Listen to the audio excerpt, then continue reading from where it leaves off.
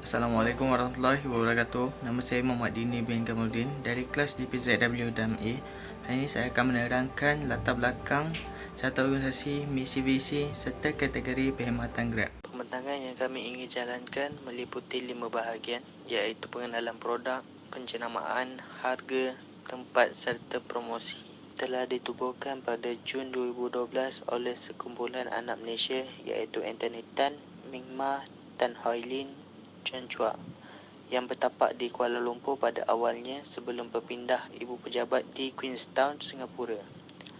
Grab telah berkembang pesat di Asia Tenggara yang meliputi 8 negara, 351 bandar dan kawasan metropolitan yang menjalankan industri berasaskan pengangkutan, penghantaran serta perkhidmatan. Berikut adalah carta organisasi Grab, iaitu Anthony Tan sebagai CEO dan co-founder, Tan Hoi Lin sebagai co-founder, Mark Porter sebagai Chief Technology Officer, John Chua sebagai Head of Corporate Finance dan Mima sebagai President.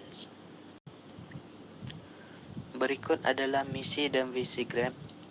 Misi yang pertama ialah membuat pengangkutan yang lebih cekap. Kedua, membina platform teknologi yang memberikan keperluan gaya hidup seharian yang paling penting bagi pengguna.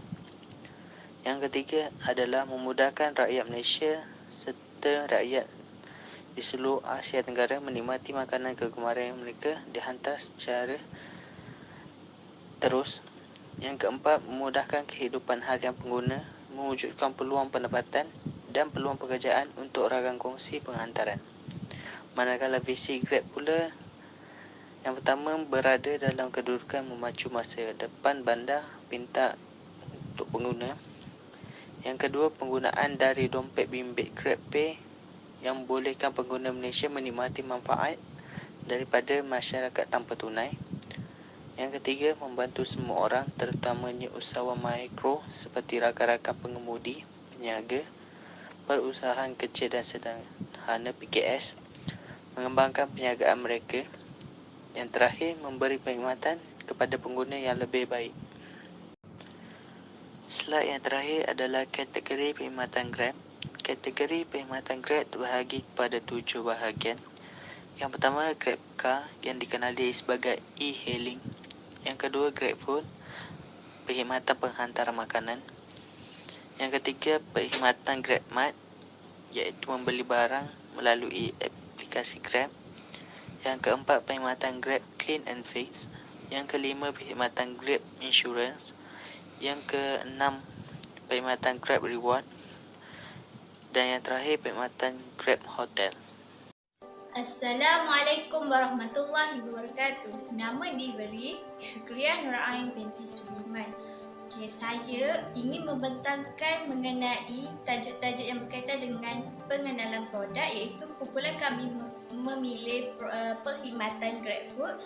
Apa itu GrabFood saya akan terangkan. Kemudian cara menggunakan aplikasi GrabFood, macam mana nak order makanan. Seterusnya, perbezaan antara GrabFood dengan perkhidmatan yang lain. Seterusnya, jaminan GrabFood, dia kena bayar berapa lama, and kemudian kitaran hayat dia. Seterusnya, penerimaan ni galakkan daripada rakyat Malaysia terhadap perkhidmatan GrabFood, sama ada penerimaan ramai yang menerima atau sebaliknya. Pengenalan produk. Perkhidmatan yang Grab sediakan terdapat banyak perkhidmatan. Kami memilih kumpulan kami memilih GrabFood. GrabFood ni apa? GrabFood ni tujuan dia untuk memudahkan pelanggan memesan makanan yang sedap di restoran pilihan tanpa keluar rumah. Maksudnya, duduk rumah pun dah boleh pesan makanan, duduk di mana-mana saja dah boleh pesan makanan. Antaranya duduk di sekolah, pejabat, semua tu kita dah boleh duduk di mana-mana saja dah boleh pesan makanan tanpa keluar rumah, tanpa keluar nak hadapi kesesatan lalu lintas dengan macam-macam lah, macam hujan semua tu, dengan order melalui Grab dapat hindar daripada semua tu. Seterusnya, perkhidmatan Grab ni juga dia mempunyai pelbagai kod promo yang boleh digunakan semasa membuat tempahan makanan. Okey, Grab ni kadang-kadang dia ada buat promosi. So, dengan buat promosi tu, contoh makanan, okey, bila ada promosi, kita dapat makanan tu lebih murah, lebih pelbagai lagi makanan yang disediakan jika ada promosi tu. Okay. Cara memesan ni, cara pesan makanan, dia just guna aplikasi Grab, kemudian pilih makanan and restoran. Restoran tu restoran yang tersenarai dalam Grab tu. Mudah je. Guna aplikasi Grab, pilih makanan, pilih kedai yang nak order makanan, and then turun tempah. Okay. Ini menunjukkan macam mana cara untuk order makanan melalui GrabFood. Okay. Pertama, buka aplikasi Grab anda. Kena install dulu, kena download dulu aplikasi Grab. Kemudian tap ikon food, dia ada keluar ikon food. Kemudian masukkan alamat penghantaran. Okey, di mana makanan tu nak hantar, masukkan alamat dia. Kemudian step yang keempat, cari makanan. Yang kelima, pilih makanan. Yang keenam, pengesahan pesanan. Yang ketujuh, pencarian pemandu GrabFood yang berhampiran. Yang ke-8, mendapatkan pemandu dan buka chat Grab.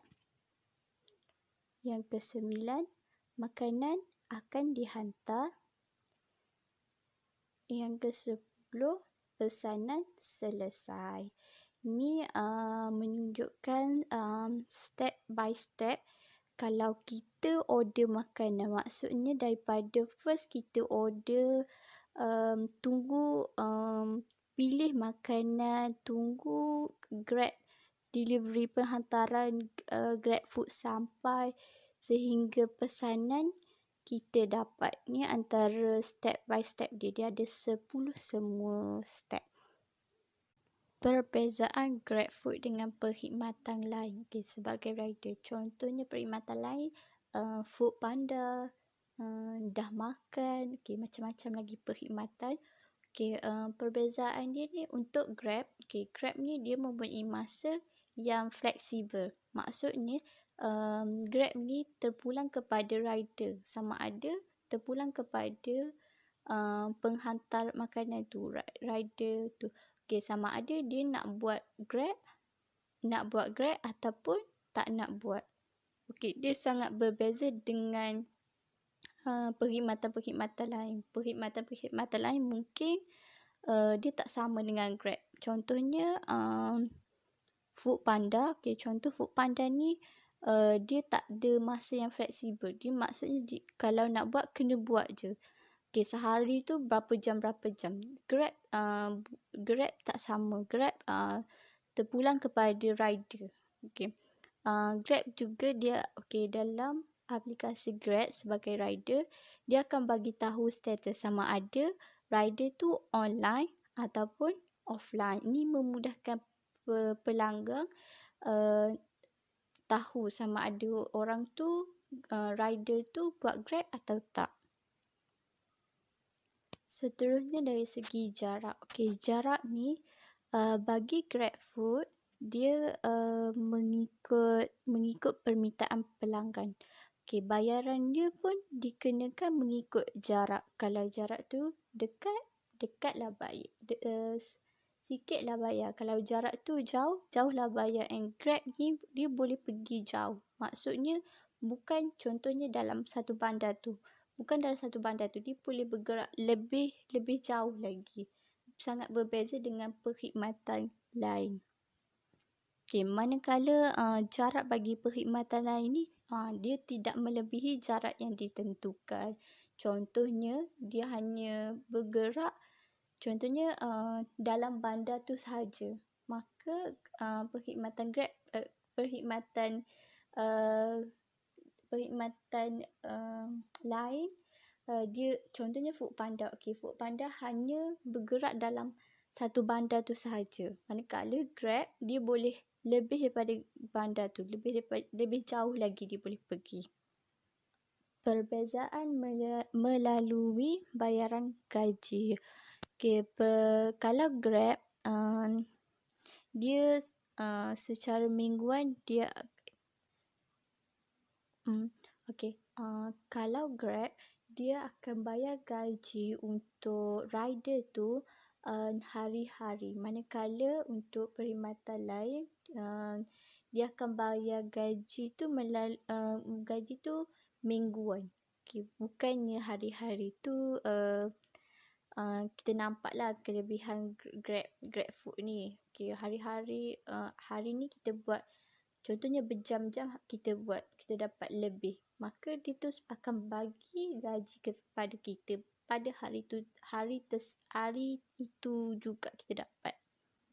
Kalau perkhidmatan lain tunggu 1 minggu baru dapat gaji. Okey, seterusnya sepanjang driver GrabFood jika dalam tempoh pekerjaan dia, dalam tempoh perhantaran dia mengalami bencana, mengalami gangguan, mengalami bencana. Contohnya, contoh yang pertama, jika beg penghantar rakan hilang atau dicuri, first driver tu dia kena buat laporan polis. Lepas dapat laporan polis akan dikenakan jas sebanyak RM250 melalui dompet tunai. Bukannya bayar, itu GrabFood akan tarik melalui dompet tunai. Okey, kalau jika ingin mendapat beg penghantaran yang baru, contohnya jika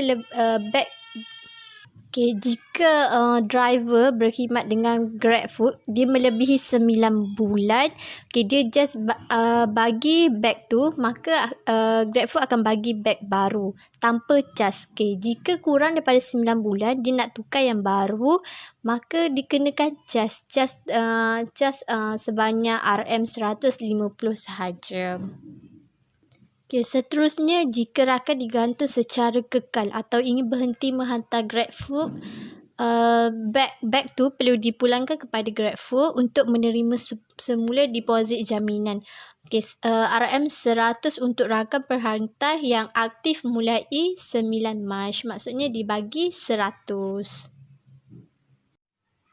Seterusnya, kitaran hayat Grab. Kitaran hayat Grab ni saya buat pembandingan antara GrabCar dengan GrabFood. Pada permulaannya pada tahun 2012 hingga 2013, Grab ni kurang mendapat galakan, kurang mendapat sambutan. Mungkin kerana masa tu taksi masih lagi aktif. Seterusnya pada tahun 2014-2015 ada peningkatan Grab. Pada tahun 2015 ni lah Grab ramai yang menggunakan Grab. Grab ni mendapat sambutan pada tahun 2015. Seterusnya 2016 hingga 2019 dia sama saja. Grab masih lagi menerima penerimaan masyarakat sama. Seterusnya pada tahun 2020, tahun ni Grab terutamanya GrabFood sangat mendapat banyak sambutan disebabkan macam sekarang ni COVID-19, seperti yang kita tahu COVID-19, GrabFood sangat menerima banyak sambutan, iaitu macam kan tempoh kawalan pergerakan, orang tak boleh keluar rumah, dia nak order makanan melalui GrabFood. Tu kitaran hayat Grab. Ni antaranya Raja menunjukkan kitaran hayat Grab, sama ada GrabFood ataupun GrabCar. Seterusnya rancangan ujian pemasaran penerimaan Grab. Penerimaan Grab di Malaysia ataupun apakah kaedah yang digunakan oleh Grab untuk menarik lagi minat. Grab ni dia mempromosikan Grab. Grab mempromosikan Grab ni secara melalui media massa ataupun secara tulis, lisan ataupun dari mulut ke mulut. Contohnya jika Grab membuat promosi. Contohnya harga dapat kurang ke, dia akan iklankan di media massa, sama ada TV ke internet, melalui mulut ke mulut. Tak kisah ya, Grab akan mempromosikan. Tu cara Grab menarik lagi minat masyarakat untuk menggunakan aplikasi Grab. Penambah baik Grab ni untuk lebih luas iaitu melalui penyelidikan dan tindak balas pelanggan sama ada berpuas hati atau tidak. Contohnya contoh GrabCar. Lepas naik Grab, contohnya saya sebagai pelanggan. Bila saya dah sampai ke destinasi yang saya nak tuju, bila dah sampai ke destinasi saya nak tuju, lepas tu dia akan minta kita bagi respon kita, tindak balas kita, berapa bintang yang kita nak bagi, apa yang kita nak komen, apa yang kita nak bagi tahu, sama ada kita berpuas hati dengan layanan Grab, berpuas hati dengan kenderaan tu, masa dia cepat. So kita boleh komen dekat situ. Seterusnya, sebagai rakan kongsi tidak dibenarkan menerbitkan siaran akhbar atau pengumuman awam berkongsi perkara yang berkaitan tanpa persetujuan. Maksudnya, jika ada contoh rakan kongsi, contohnya driver Grab, dia tak boleh sesuka hati kongsi apa yang Grab bagi tahu. Pengesahan tu belum betul ataupun belum sahih lagi, belum betul lagi, tapi dah sebarkan. Kalau nak buat tu mesti kena dapat keizinan daripada Grab. Itu saja daripada saya. Terima kasih. Assalamualaikum warahmatullahi wabarakatuh. Nama saya Faridatul Saftiah binti Omar daripada kelas DPZW 6A. Hari ini saya akan menerangkan tentang tugasan yang kedua, iaitu penetapan harga. Bismillahirrahmanirrahim. Saya nak terangkan tentang yang pertama di slide pertama, iaitu maksud harga. Menurut Kotler pada tahun 1995, harga ni adalah sejumlah wang yang dibebankan untuk sebuah produk atau nilai yang ditukarkan untuk mendapatkan keuntungan dari kepemilikan terhadap sebuah produk.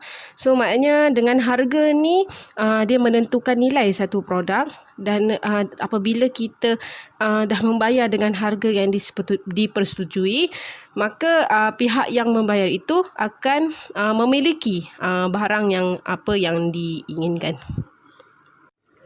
Untuk yang slide yang kedua, harga ni, penentuan harga dia terbagi kepada dua bahagian, iaitu faktor dalaman dan juga faktor luaran.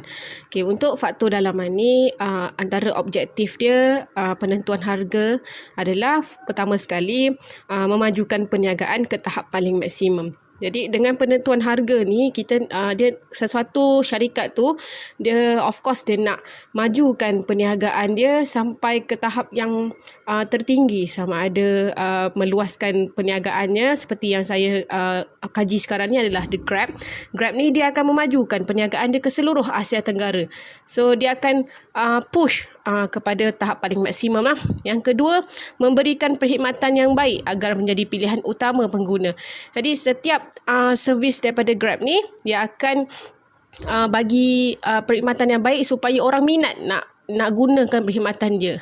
Yang ketiga ialah memberi kualiti perkhidmatan yang baik. Jadi dia bukan sahaja dia nak pelanggan buatkan dia jadi pilihan utama, tapi dia juga nak bagi perkhidmatan yang baik supaya menjaga nama syarikat lah. Yang keempat adalah menjana keuntungan yang tinggi. So setiap perniagaan dia nak untung. Tak ada perniagaan yang tak nak keuntungan. So dengan keuntungan tu dia dapatlah lagi melebarkan sayap dia, dapat membantu ramai orang lagi. So target dia adalah menjana keuntungan yang tinggi, objektif dia. Okey, yang seterusnya adalah faktor luaran pula. Okey, macam mana dengan faktor luaran ni membuatkan harga tu ditentukan. Okey, pertama sekali pasaran dan permintaan. So dengan permintaan orang, macam mana dipasarkan, itu juga memberikan faktor untuk penentuan harga lah. So permintaan pengguna dengan servis penghantaran makanan. So bila lagi banyak orang minta, lagi banyaklah pelanggannya, jadi dia punya penentuan harga tu akan bergantung kepada permintaan. Kebiasaannya macam kita tengok, semakin ramai orang nak, semakin harga tu akan semakin meninggi ataupun semakin merendah. Tengok kepada keadaan permintaan lah.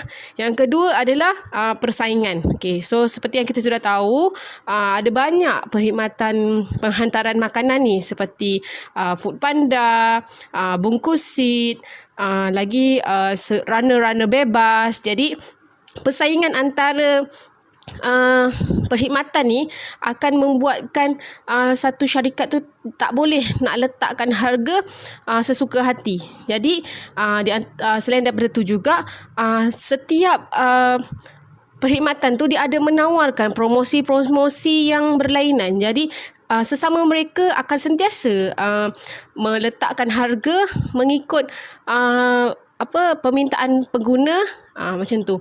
So dan juga charge penghantaran pun berbeza antara setiap perkhidmatan. Ada yang tinggi, ada yang rendah, ada yang flat, so tak tentu. Okey, yang ketiga adalah persekitaran. So tengok macam mana, contohnya kalau kawasan perumahan, orang tu dia suka order ke tak order, ataupun kawasan institut pengajian, student selalu order. Lepas tu juga pusat bandaraya, orang perlukan waktu puncak makan. So setiap kawasan tu kadang-kadang dia punya charge tu akan berbeza. Bila masa pusat bandaraya, kawasan tu jam. So bila kawasan jam, harga delivery tu akan tinggi sikit. Sebabnya bahaya, risiko, and then penggunaan minyaknya akan lebih banyak. So itu adalah faktor persekitaran lah.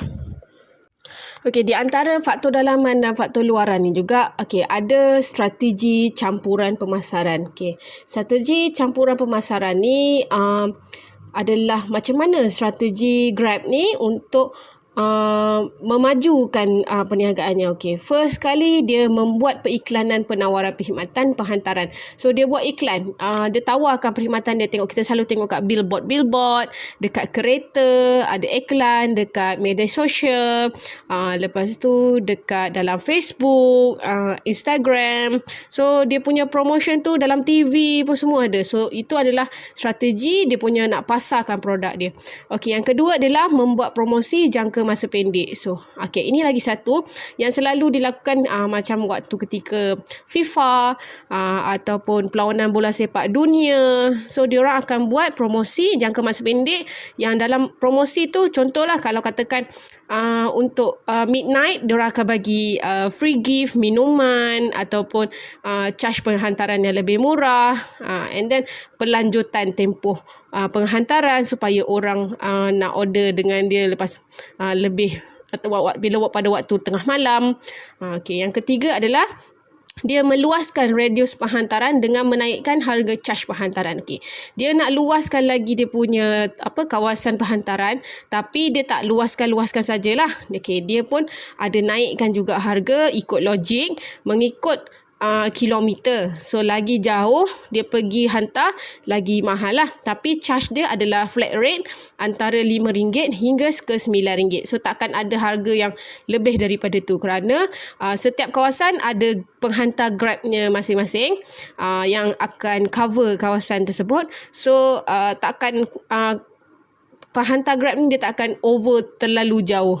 Jadi sebab itu harga yang diletakkan adalah RM5 hingga ke RM9. Okey, untuk slide yang seterusnya pula, saya akan terangkan tentang segmentasi penetapan harga. So, macam mana Grab menentukan penetapan harga mengikut 3 kriteria, iaitu harga segmentasi pelanggan, tempat dan juga masa. Okey, harga segmentasi pelanggan ni adalah, Grab meletakkan satu harga yang tetap untuk semua jenis semua pelanggan, semua pengguna. So, tak kira lah sebab Grab ni adalah international punya satu perkhidmatan yang seluruh Asia Tenggara ada. So pelancong akan datang ke sini dan menggunakan khidmat Grab.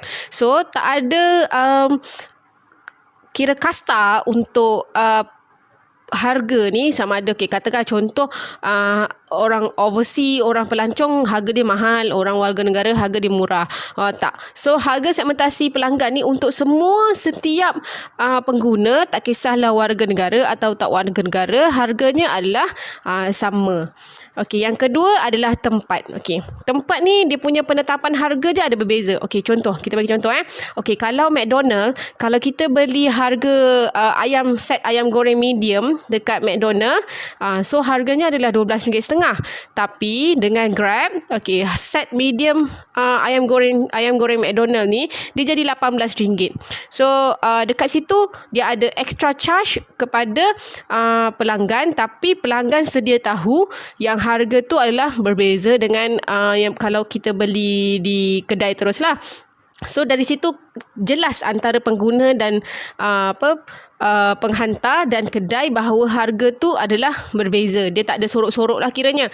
So dengan tu juga, selain daripada tu, tempat tu maknanya tempat yang perlu dihantar. Jadi tempat perlu dihantar tu pun adalah charge berbeza. Macam saya cakap tadi, harga dia adalah charge penghantaran dia adalah mengikut jarak, bermula daripada RM5 hingga RM9. Okey. Yang ketiga adalah masa. Masa dia adalah waktu masa penghantaran tu akan membezakan harga charge tu. Okey, contoh pada waktu midnight, so harga dia akan jadi lagi mahal.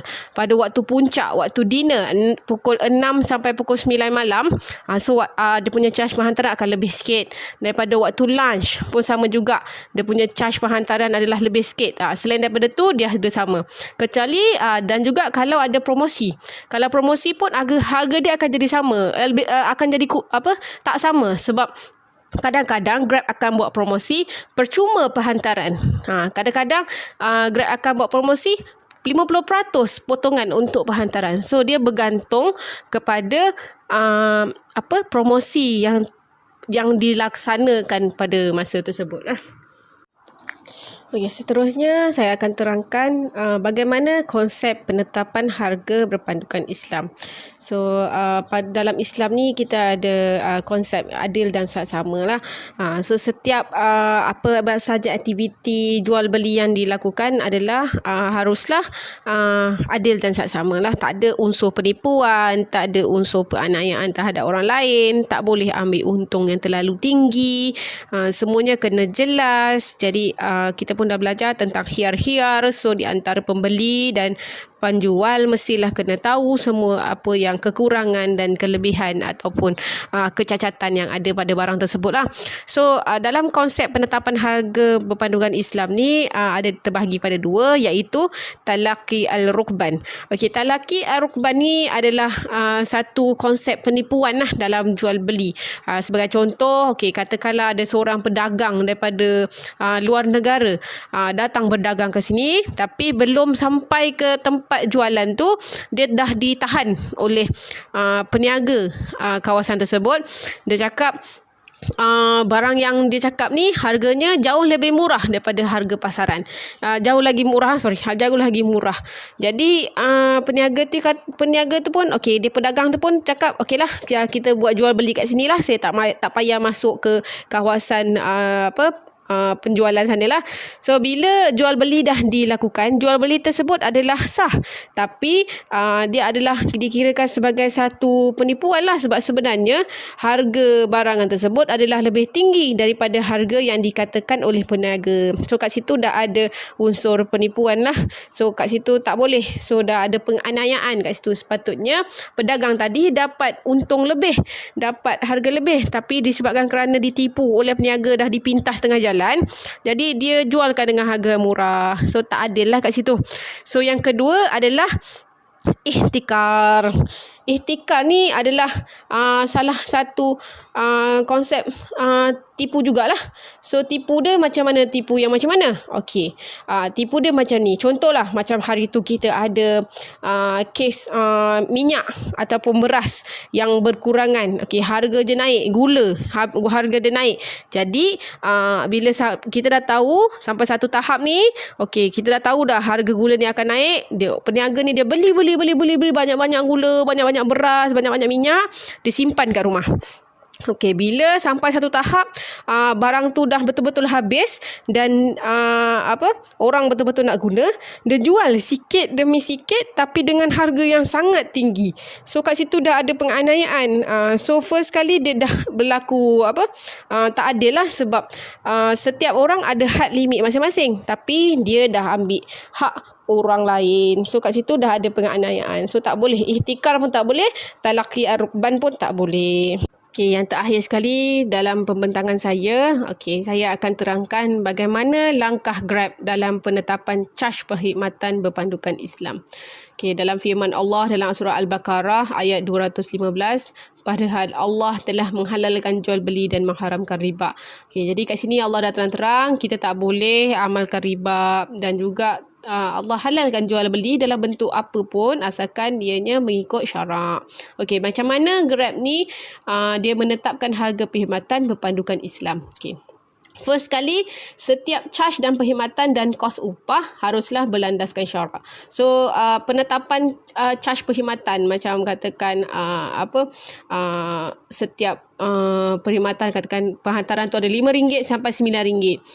Kali itu kalau Grab punya Grab Food, so dah tentulah. Kalau Grab Car ke apa ke, upah dia. So kalau macam ni, caj perkhidmatan dia RM5 tu ke RM9 tu adalah upah kepada penghantar tu. Jadi penghantar tu jelas dia punya caj perkhidmatan dia berapa, pembeli pun jelas berapa caj yang dikenakan pada dia. Okey, yang seterusnya adalah penambahan bayaran ke atas caj perkhidmatan yang ditetapkan adalah dilarang. So kau contohlah, kalau katakan harga penghantaran tu RM5 ke RM9, sampai Grab kat rumah pelanggan tu, okey, saya nak awak bayar saya RM15. Awak tahu tak, tadi dah hujan, saya kena hujan, saya nak awak bayar lebih. So tak boleh. So Grab sendiri punya syarikat telah tidak bagi cara macam tu dilarang. So kat situ dah ada satu penindasan kepada pembeli. So dia larang benda macam tu. So itu adalah salah satu juga penetapan caj perkhidmatan dia lah yang berlandaskan Islam. Yang ketiga adalah kos upah dan perkhidmatan haruslah dibayar mengikut usaha dan tenaga yang digunakan. Okey, so kalau katakanlah dah ditetapkan harga dia macam tu, dia tak boleh ambil hak orang lain lah. Kalau katakan caj perkhidmatan dia dah setakat itu saja. Kalau kos upah dia setakat tu, dia buat kerja 10 delivery, satu delivery RM10, so hari tu RM10 je. Usaha dia setakat tu je lah. So tak boleh nak kautim harga lebih-lebih ke macam tu, tak boleh. So dia punya charge tu adalah jelas. Dia punya operasi pun adalah jelas.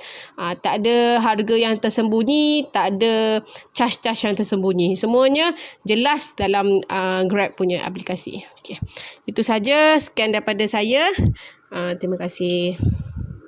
Assalamualaikum warahmatullahi wabarakatuh. Nama saya Nurul Najiah binti Ahmad dari DPZW.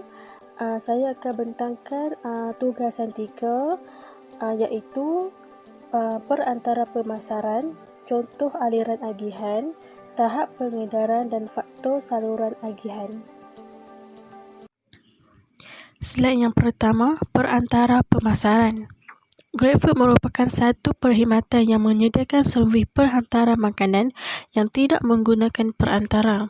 Hal ini kerana pembeli akan terus berurusan dengan GrabFood untuk memesan makanan melalui aplikasi GrabFood. Setelah pembeli memesan makanan dari aplikasi GrabFood, penghantar akan mengambil alih tugas untuk mengambil makanan dan menghantar makanan dari kedai atau restoran terus ke lokasi pelanggan. Slide yang kedua, contoh aliran agihan GrabFood. Peniaga terus ke penghantar, penghantar terus ke pembeli. Apa itu peniaga? Peniaga merupakan pemilik restoran atau kedai yang mempunyai khidmat penghantaran makanan iaitu GrabFood. Peniaga akan menerima pesanan dari GrabFood mengenai pesanan-pesanan yang sudah dibuat oleh pelanggan.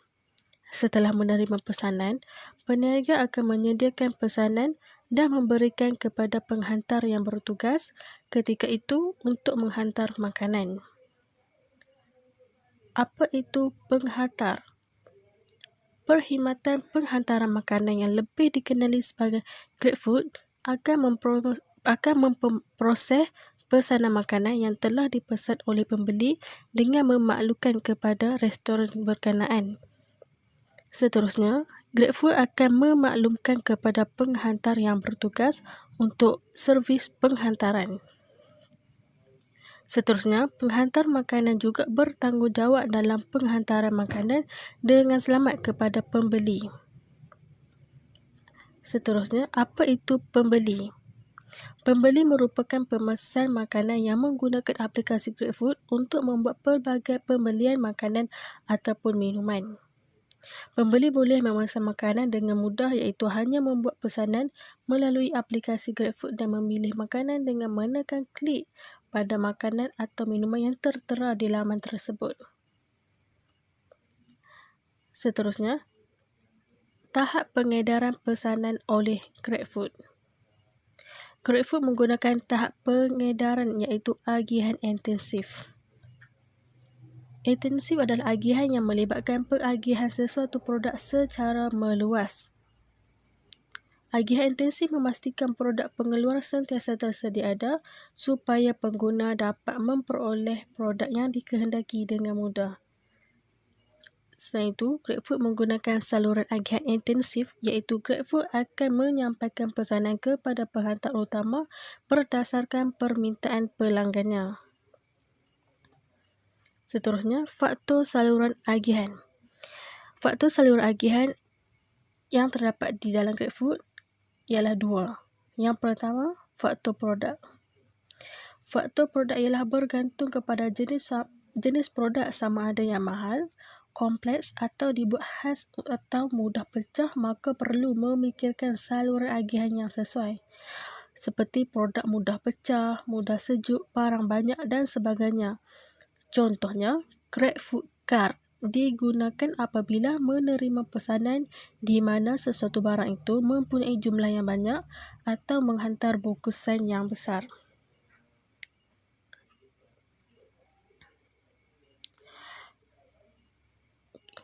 Contoh yang dapat diambil pada ketika ini ialah dalam tempoh kawalan pergerakan ini, tempahan daripada peniaga dan NGO untuk menghantar makanan, ubat-ubatan atau topeng muka kepada mereka yang memerlukan berlaku peningkatan.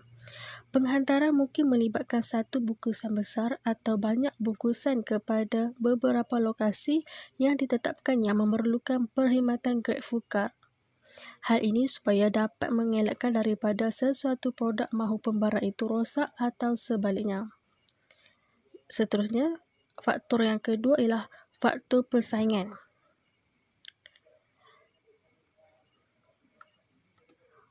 Faktor persaingan ialah sesuatu persaingan yang sengit akan menyebabkan syarikat menggunakan saluran agihan yang ringkas dan pendek supaya produknya terus sampai ke pelanggan. Contohnya, persaingan antara Foodpanda dan GrabFood. Perkhidmatan Foodpanda dan GrabFood mempunyai saluran yang sama iaitu servis penghantaran makanan namun berbeza syarikat. Foodpanda mengenakan khidmat penghantaran makanan seperti Kentucky Fried Chicken iaitu lebih dikenali sebagai KFC, McDonald, T-Life dan lain-lain. Jas penghantaran yang dikenakan bermula dengan RM3 di kawasan Lembah Kelang, manakala bagi kawasan lain-lain RM2. Foodpanda juga membuat tawaran melalui potongan harga dan diskaun khas kepada pelanggan. Manakala untuk GrabFood, jas penghantar bermula RM5 sehingga RM9 bergantung kepada jarak dan lokasi. Namun, apa yang menarik daripada perkhidmatan GrabFood adalah pada setiap bulan, GrabFood akan membuat promosi seperti penghantaran percuma bagi pesanan mengikut pada harga yang tertentu. GrabFood juga menyediakan perkhidmatan sebagai ride hailing, bayar bil, beli prepaid dan GrabPay yang berfungsi sebagai e-wallet yang memudahkan lagi pengguna. Itu sahaja daripada saya. Hai, Assalamualaikum. Nama saya Siti Norabiatul Atikah binti Muhammad Hadi Kamil dari kumpulan DPZW6A. Hari ini saya akan menerangkan mengenai tentang tugasan kami yang mana kami telah memilih perkhidmatan GrabFood. Dan saya akan menerangkan mengenai promosi-promosi yang telah dilakukan oleh syarikat GrabFood. Apakah yang dimaksudkan promosi dan apa objektif-objektif promosi yang dilakukan oleh syarikat GrabFood? Jom. Promosi bermaksud proses, kaedah atau cara untuk memberitahu, menyedarkan, memujuk dan mempengaruhi pengguna untuk membeli sesuatu barangan atau perkhidmatan yang dijalankan. Promosi merupakan sejenis bantuan perniagaan. Ia sebagai cara menyampai, menggalakkan, mengingatkan pelanggan tentang promosi yang mana ia dapat menarik perhatian pelanggan ke atas sesuatu produk atau perkhidmatan. Ia juga menggalakkan pelanggan untuk menggunakan perkhidmatan GrabFood ni. Maka syarikat perlu memainkan peranan dengan mengadakan promosi-promosi yang hebat yang menarik minat pelanggan ataupun untuk menarik perhatian mereka supaya membeli produk kita, menggunakan perkhidmatan kita. Dan promosi juga mempunyai objektif yang tersendiri. Antara objektif promosi syarikat GrabFood pula ialah yang pertama, menyampaikan maklumat di mana GrabFood akan sentiasa memperkenalkan lebih banyak menu-menu yang berprestij tinggi dengan penawaran promosi-promosi yang menarik serta menambah lebih banyak kawasan penghantaran, iaitu menambah radius penghantaran lah. GrabFood juga sentiasa menyediakan promosi penghantaran yang lebih rendah berbanding dengan syarikat penghantaran yang lain. Malah, GrabFood juga menyediakan perkhidmatan menggunakan GrabCar bagi meluaskan lagi radius kawasan penghantaran. Di mana kalau kita menggunakan memesan pesanan makanan melalui daripada GrabFood penghantaran motor, ia lebih kecil radius penghantarannya berbanding dengan buat pesanan melalui GrabCar. Objektif yang kedua, meningkatkan jualan. GrabFood menyediakan pelbagai jenis promosi dari semasa ke semasa. Promosi dapat menarik minat pengguna untuk membeli barangan dan perkhidmatan yang ditawarkan. Perkembangan teknologi masa kini membolehkan penyebaran maklumat mengenai produk dan perkhidmatan tu melalui pelbagai media. Contohnya seperti Instagram, Facebook. So, daripada Instagram, Facebook ataupun Google laman web, ia membolehkan promosi ini lebih berkembang, lebih dikenali oleh masyarakat. Strategi pemasaran pula adalah merupakan elemen-elemen yang penting dalam melaksanakan promosi seperti pengiklanan, peragaan luar, poster-poster, banner, banting yang ditegakkan di kawasan-kawasan penghantaran bersama rakan niaga GrabFood. GrabFood juga menyediakan pelbagai promosi melalui pengiklanan dan poster di mana setiap promosi yang diberi tu, setiap promosi yang dijalankan tu akan ada kod-kodnya. Contoh hot deal, hot delivery, free delivery akan ada diberi kod. GrabFood sering menawarkan promosi sehingga 50% dengan menu-menu yang berprestij. GrabFood juga membuat penawaran promosi kepada rakan niaga penghantaran bagi menarik lebih ramai pelanggan apabila terdapat pelbagai jenis menu-menu yang disediakan. Okey, objektif yang ketiga adalah menstabilkan jualan. Promosi digunakan untuk menarik minat pelanggan supaya membeli produk yang dijual, terutama pada masa atau musim perniagaan lembap. Sebagai contoh, masa musim PKP hari itu, GrabFood ni dikenali lebih ramai masyarakat kerana GrabFood dia tak duduk diam lah. Kiranya dia tak dia diberi kelonggaran untuk melakukan perkhidmatan, di mana GrabFood juga bergerak seiring dengan frontliner. Ramai rakan niaga yang telah mendaftar. Seterusnya, ia menjadikan GrabFood ni lebih dikenali masyarakat lah kerana kerjasama antara GrabFood dengan peniaga-peniaga, dan telah mempunyai pertambahan banyak pilihan menu apabila ramai lagi rakan niaga yang bekerjasama dengan GrabFood. Ada juga promosi happy hour disediakan pada waktu tengah hari untuk memberi tarikan kepada pekerja-pekerja sewaktu tiba waktu rehat. Ini menarik lebih kepada golongan corporate lah, yang mana mereka kerja pejabat ke yang rehat tengah hari. Jadi mereka sediakan happy hour. Okey, seterusnya memposisikan jualan. GrabFood semakin dikenali ramai apabila ramai penghantar yang memakai pakaian uniform GrabFood, menggunakan box khas untuk penghantaran yang diletakkan di motor serta stiker-stiker GrabFood yang ditampal. Jadi dengan cara tu lebih ramai masyarakat mengenali GrabFood. Apa itu GrabFood? Jadi mereka kenal dengan melihat box, dengan melihat mereka pakai pakaian, dengan melihat stiker-stiker yang ditampal. Apabila penghantar makanan yang aktif menghantar makanan, maka sedikit sebanyak membuatkan masyarakat tu melihat dan mengenal GrabFood. Selain itu, slogan GrabFood iaitu Craft It, Grab It menjadikan GrabFood ni semakin dikenali ramai. Dan objektif yang terakhir adalah membina imej. Fungsi utama sesuatu perancangan promosi adalah supaya ia dapat menarik perhatian pelanggan ke atas sesuatu produk dan perkhidmatan yang mana menjanjikan kelainan dari pesaing. Kelainan yang dikatakan di sini termasuklah dari segi kualiti, kuantiti, kecekapan harga dan perkhidmatan yang cemerlang.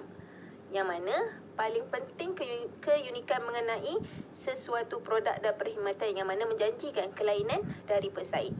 Syarikat GrabFood membina imejnya dengan penjenamaan meletakkan bentuk nama iaitu GrabFood. Okey, saya teruskan. Antara campuran promosi. Definisi campuran promosi ialah gabungan alat-alat promosi seperti pengiklanan, jualan peribadi, promosi jualan, pemasaran langsung dan perhubungan awam yang digunakan oleh sesebuah syarikat dalam melaksanakan objektif promosi dan pemasaran. Jenis-jenis promosi ni ada beberapa, iaitu 1. Pengiklanan, jualan peribadi, promosi jualan, pemasaran langsung serta perhubungan awam. Okey. Untuk syarikat GrabFood, ia membuat pengiklanan. Jenis campuran atau pengiklanan adalah strategi yang digunakan oleh sesebuah syarikat dalam mempromosikan barangan atau perkhidmatan yang disediakan. Dalam perkembangan masa kini, keadaan masa kini yang ada musim COVID, yang lebih cenderung kepada media massa, media massa ni merupakan salah satu strategi yang paling cepat berkesan kerana semua masyarakat lebih terdedah dengan teknologi. Bukan hanya untuk orang dewasa, malah kanak-kanak juga sentiasa terdedah dengan penggunaan teknologi. Oleh itu, sebagai sebuah syarikat yang berpotensi seperti GrabFood dan yang banyak berkolaborasi bersama rakan-rakan niaga yang lain, inisiatif dengan mengedarkan maklumat melalui media sosial sangat-sangat digalakkan. Ia kerana memudahkan cara penyampaian maklumat kepada pelanggan secara pantas dan tepat. Fleksibel, tak kira masa, dia orang boleh tengok je media sosial ni bila-bila masa. Okey, ia kerana memudahkan cara menyampaikan maklumat itulah. Di masa yang sama, pelanggan dapat membuat pesanan melalui laman web GrabFood. Jenis pengiklanan yang dilakukan oleh GrabFood antaranya dengan mempromosikan menu sehingga 50% di pengiklanan website, Facebook, Insta. GrabFood juga membuat iklan atau komunikasi secara berbayar yang disebarkan melalui media massa bercetak. Iklan di papan dalam mall, dalam kenderaan awam macam KTM ataupun RPKL, di dinding wallpaper, dalam gerai-gerai yang terpilih. Okay, seterusnya adalah perhubungan awam. GrabFood ni sering mengadakan satu motivasi, iaitu talk bersama rakan-rakan peniaga dan juga penghantar-penghantar yang telah berkolaborasi dengan GrabFood lah, untuk memberitahu kepada masyarakat mengenai kelebihan perkhidmatan GrabFood. Selain dari menarik minat pelanggan ni, mereka menggunakan perkhidmatan GrabFood, ia juga boleh menarik minat mereka, masyarakat-masyarakat yang di luar sana untuk join sama-sama dengan GrabFood, di mana sekiranya mereka peniaga, boleh join untuk jadi rakan niaga. Sekiranya mereka yang memerlukan pekerjaan, boleh join sebagai penghantar makanan. Seterusnya mengenai kaedah pemasaran Grab. Yang pertama adalah mengutamakan pelanggan, di mana pelanggan harus diperhatikan dengan baik termasuk permintaan akan layanan yang diberikan. Dari pelanggan, jualan boleh mendapat keuntungan dan berkembang. Harus bersifat ramah dan sopan kepada pelanggan agar mereka puas dan senang. Dalam hal ini, strategi pemasaran Grab yang paling utama adalah layanan yang menghantar, kerana banyak pelanggan yang harus menunggu pengangkutan awam yang datang menyebabkan memakan masa. Keadaan ini yang memberikan peluang untuk melakukan layanan secara dalam talian. Dengan menggunakan sistem dalam talian memberikan kemudahan terhadap pelanggan untuk mencapai tujuannya. Yang kedua adalah kadar harga yang jelas dan bersesuaian, iaitu sebagai layanan transport dalam talian, masa menjadi hal penting yang harus diperhatikan. Grab memberikan informasi yang jelas mengenai masa dan harga yang ditetapkan sehingga pelanggan merasa yakin dan tidak gelisah akan harga atau masa yang sudah diberikan. Grab juga mengadakan promosi kepada pelanggan. Ini yang membuatkan pelanggan itu tertarik untuk menggunakan aplikasi Grab. Okey, yang seterusnya, peka terhadap keperluan pasaran. Saat ini, teknologi semakin canggih sehingga keadaan pasar menjadi berubah dan lebih banyak menggunakan layanan internet, menyebabkan peluang untuk berniaga dalam internet menjadi lebih besar dan tinggi. Dalam memperhatikan strategi pemasaran Grab dengan melihat keadaan pasar, perniagaan boleh berjalan dengan lancar dan terus meningkat. Grab sangat-sangat membantu masyarakat, khususnya para pelajar dan pekerja yang ingin mencari kerja sambilan atau sepenuhnya. Grab bukan sahaja menyediakan kenderaan, bahkan juga menyediakan pesanan makanan dan pelbagai lagi perkhidmatan yang ditawarkan oleh Grab. Ini adalah contoh-contoh campuran promosi yang disediakan dalam GrabFood lah, iaitu salah satunya pengiklanan. Yang seperti yang kita lihat di dalam gambar, pengiklanan yang di dalam KTM, pengiklanan di dinding kedai terpilih atau dalam mall, pengiklanan yang ada signboard kat tepi jalan tu. Kemudian perhubungan awam. Yang ini perhubungan awam yang saya ceritakan tadi tentang memberi talk tu lah. Okey. Seterusnya, pengiklanan dalam website ataupun sosial media. Yang dalam website ataupun sosial media ni, kebanyakannya mereka GrabFood meletakkan promosi-promosi bersama dengan rakan niaga. Lebih banyak promosi lah kalau kita dapat lihat. Memang sangat-sangat untung kalau kita order melalui website aplikasi GrabFood. Okay, seterusnya, paper bag GrabFood. GrabFood ni ada menyediakan paper bag, di mana dia lebih, orang kata, ia lebih nampak cantik lah bila letak makanan dalam paper bag tersebut. Seterusnya, banner atau banting GrabFood. Selalu kita tengok dekat luar kedai ada banting GrabFood, ada banner dekat kedai tersebut. Itu maknanya rakan niaga GrabFood. Peniaga tu telah berkolaborasi dengan GrabFood.